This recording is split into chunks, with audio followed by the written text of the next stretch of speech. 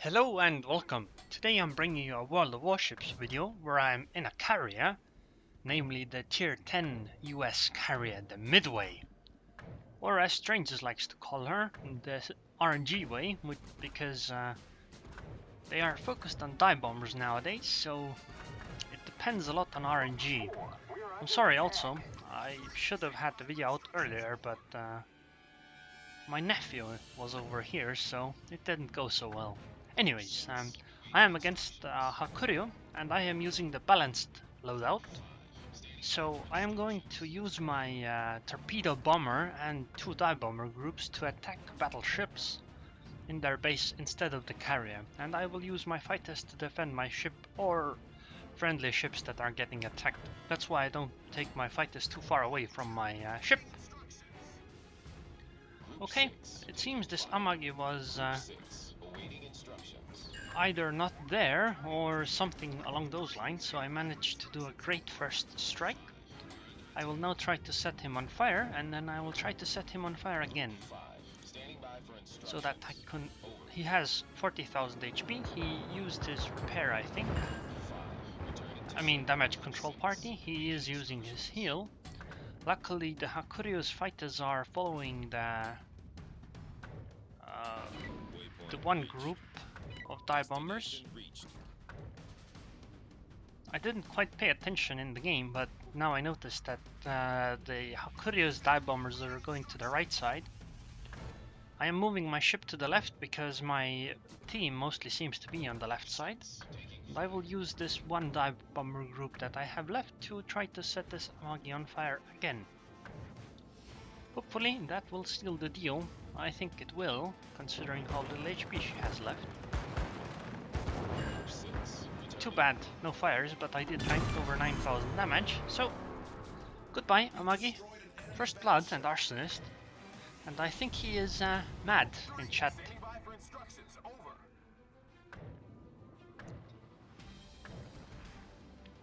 Why you have to be mad? It's only game.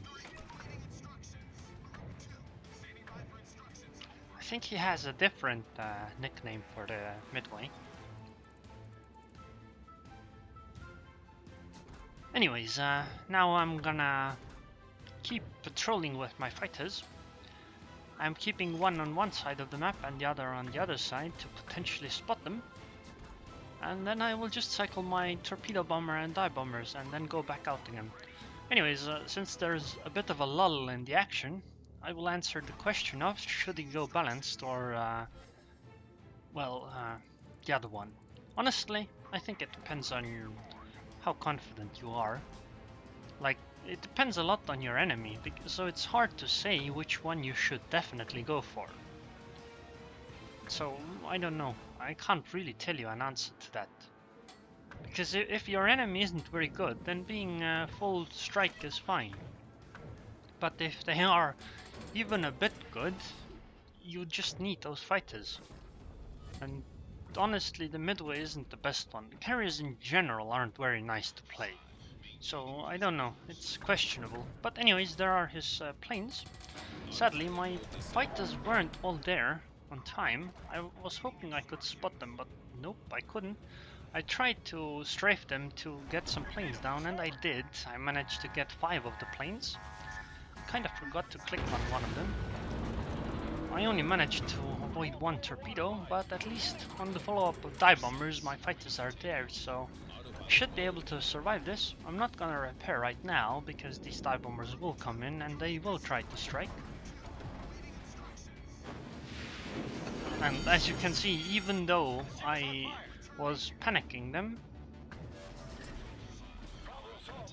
he still set me on fire. I will keep that one fighter around, because I don't know whether he had all of his dive bomber groups there. I wasn't paying enough attention. And I will now strike on the Iowa. I will drop far away because, well, I mean, it's a Baltimore and an Iowa together, and I only have 1 group there, so it won't work out the best.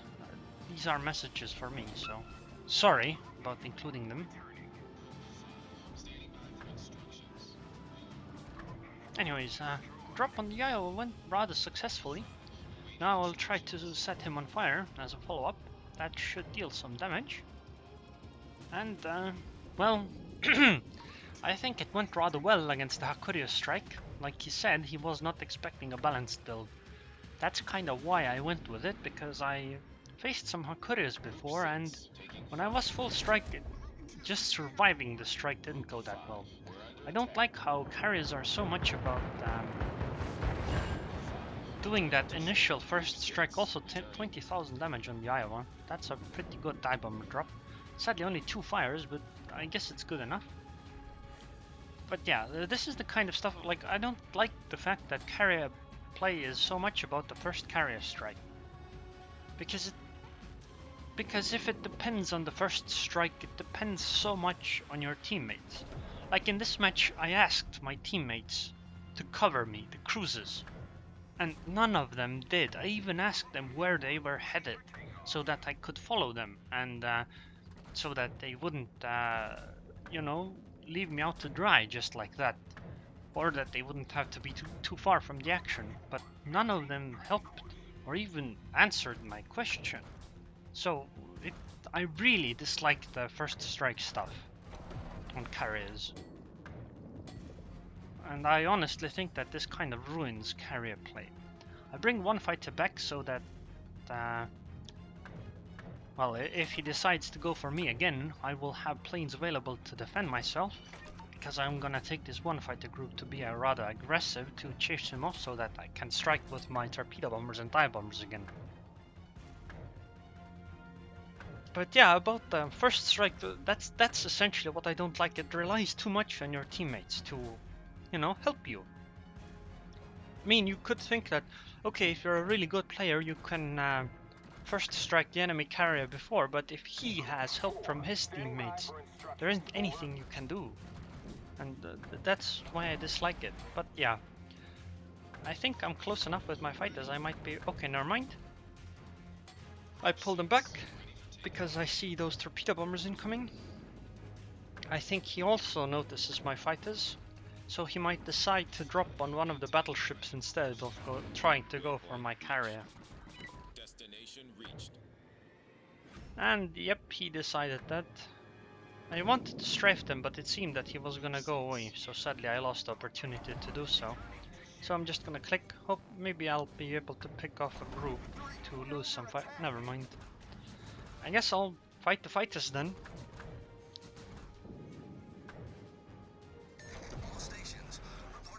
It's interesting how much damage those fighters tend to do.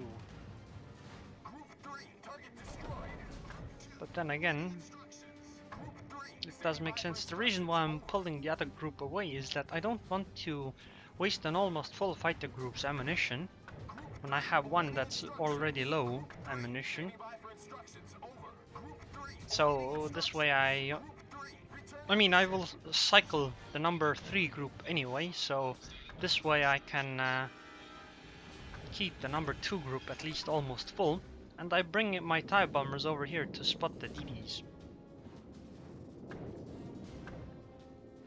I will also try dive bombing them, but it's RNG completely, so even if I do a manual drop, the chances of them turning even a little bit to mess it up are rather high. Also, speaking of RNG, yeah, that's why other people don't like the Midway with its RNG. At least Destroyers, because it's completely RNG.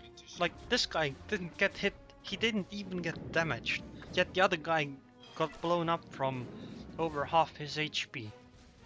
And there isn't anything the DD really can do against it.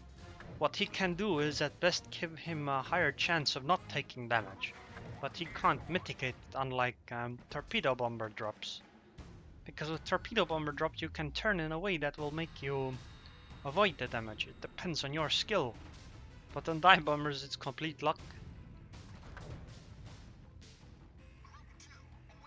Anyways, now I'll take my torpedo bombers over here, because I might be able to hit this Baltimore.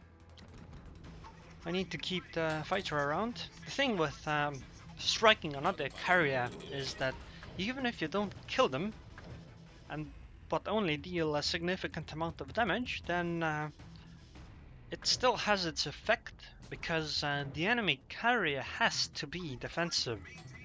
They can't just leave their carrier anymore like you could if they were completely full HP, because a strike might suddenly come in and just finish them off.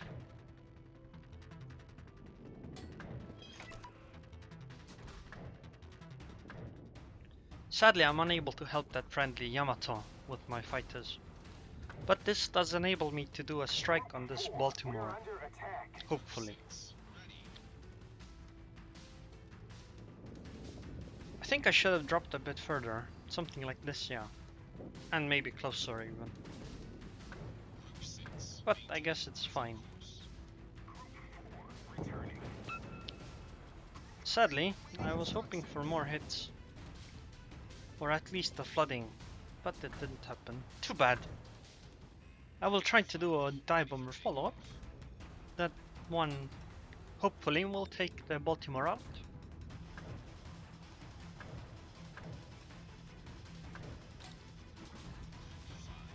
I will move my carrier downwards now, because that's where the bulk of my team seems to be going. So I just want to stay close enough to them, because this game has definitely not been decided yet. I will try to keep this DD spotted, at least a little bit, although I guess it might not be necessary since there's a friendly destroyer around.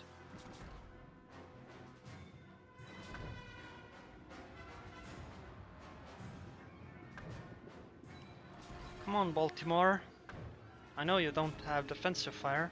Wait, actually I don't know that he doesn't have it.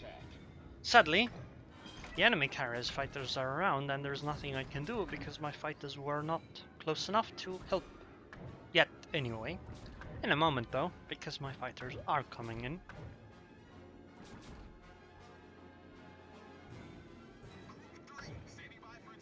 Oh my god, I messed up with that attack. Unfortunate, but I guess it does happen sometimes. If that would have worked, that could have paid out really nicely. So now I have to bring in my second fighter group, but then I should be able to go in. I'm surprised that we haven't spotted the enemy carrier yet, because we pretty much know where the enemy carrier should be on this map. Okay, my fighter. Also, I decided here that maybe it's best if I bring in my one fighter group without ammunition. I will fight the enemy fighters until they run out of ammunition, or my fighter group dies, in which case they will most likely have almost ran out of ammunition. But either way, the fighters will be busy doing that, and they can't interrupt my dive bomber drops. So essentially mission accomplished, although I did lose planes, but it's not like I'm lacking in backup since I have like 29 or 28 fighters left, so doesn't matter really. Although the timer or downtime is kinda bad, but it should be fine because we are winning right now already. I think this Baltimore is down, very soon at least. Yep. I guess it's now time to try to drop on this Yamato or the ship next to it. Probably the Yamato, because she is closer or on the side that is easier to drop. Sadly, I was unable to defend the two ships in the enemy cap. But I should be able to drop on Yamato. I will try to drop really far away, or at least decently far, so that I don't get super close to this ridiculously powerful anti-air, because if I wait even a little bit longer, those planes would definitely start falling out of the sky. Though I guess I did get super lucky this time, and luckily the Yamato turned away too, so this enabled me to hit 4 torpedoes like that.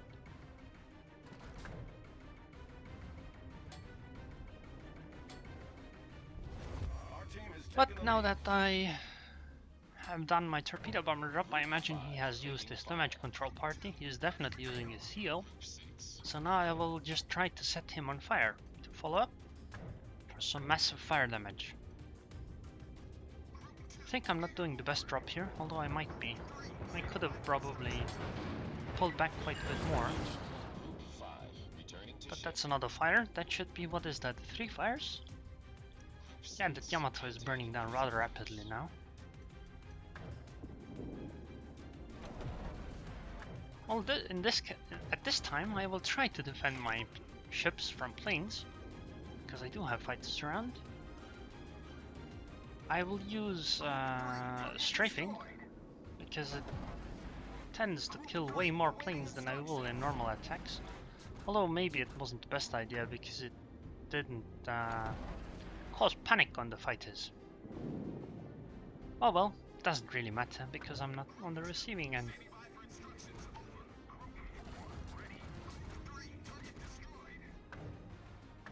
And now I'll try to set Yamato on fire again, because even if he uses damage control party, because he is being shelled by multiple ships, I imagine that she will be on fire again, so that damage control party won't be that useful anyway. And even if she does hold damage control party, it will use it up and my team will be able to follow up on that. Not the best angle, but good enough. Sadly only one hit, but that one hit did cause a fire, so good enough. I think, at least.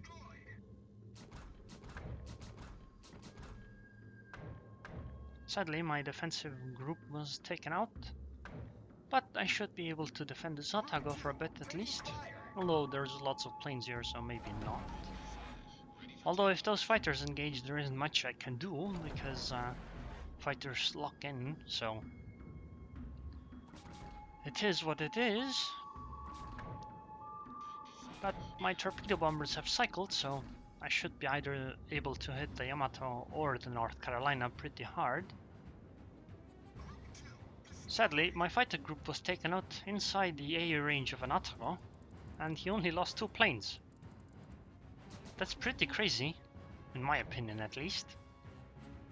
But I guess RNG is RNG, and sometimes you don't get lucky. Okay, I need to reposition because the Yamato is at a good angle for turning away for a bit of time at least. Sadly, I was a bit too far before he could turn his stuff properly, so I could still do a decent drop, although I'm dropping way too far away, I think. And maybe and I think a bit too much lead, but in this case it was good enough because I managed to still sink her. Our team has taken the lead. So now it's just mopping up the 2 ships left, North Carolina and the Hakuryu. I have heard that the Hakuryu has rather good anti-air now with the AA bonuses, so I will rather go for the North Cal. That would have been a poor drop, which is why I cancelled it, and we'll go again. Because even if I lose planes, this one will be much better than what it would have been before. But I guess the time decided that the match should end, so it did. But I had an amazing game in the Midway, which is rather weird because, you know, my dislike of carriers recently. But then I get games like this and I'm like, oh my god, why don't I play carriers more?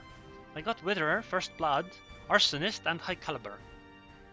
12 ships set on fire, 27 bomb hits, 17 torpedo hits. Like, this was a good game, really good game. Even though I was number 2. Even though I had such an amazing game, I was still number 2. Carrier experience is down the toilet. But this is a lot of experience, damage done. That's like 220,000 damage. But still number 2. Oh well, it happens. Anyways, if you enjoyed this video, then please subscribe, and thanks for watching.